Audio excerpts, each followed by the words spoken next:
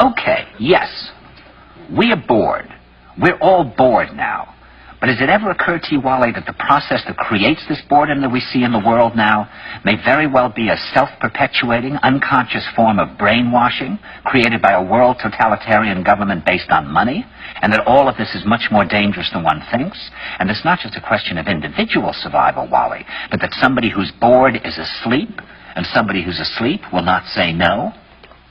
See, I keep meeting these people. I mean, just a few days ago, I met this man whom I greatly admire. He's a Swedish physicist, Gustav Bjornstrand, and he told me that he no longer watches television, he doesn't read newspapers, and he doesn't read magazines. He's completely cut them out of his life because he really does feel that we're living in some kind of Orwellian nightmare now, and that everything that you hear now contributes to turning you into a robot. And when I was at Findhorn, I met this extraordinary English tree expert who had devoted his life to saving trees. He just got back from Washington, lobbying to save the redwoods. He's 84 years old. He always travels with a backpack because he never knows where he's going to be tomorrow.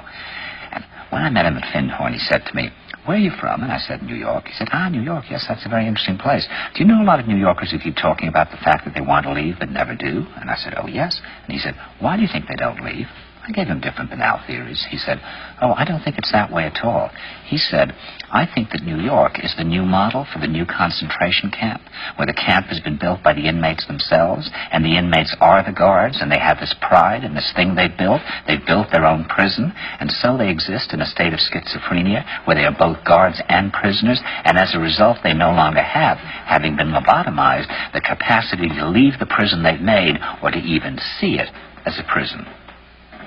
And then he went into his pocket and he took out a seed for a tree and he said, "This is a pine tree." He put it in my hand and he said, "Escape before it's too late." See, actually for 2 or 3 years now, Chiquita and I have had this very unpleasant feeling that we really should get out. That we really should feel like Jews in Germany in the late 30s. Get out of here. Of course, the problem is where to go, because it seems quite obvious that the whole world is going in the same direction. See, I think it's quite possible that the 1960s represented the last burst of the human being before he was extinguished, and that this is the beginning of the rest of the future now, and that from now on there'll simply be all these robots walking around, feeling nothing, thinking nothing, and there'll be nobody left almost to remind them that there once was a species called a human being, with feelings and thoughts, and that history and memory are right now being erased, and soon nobody will really remember that life existed on the planet.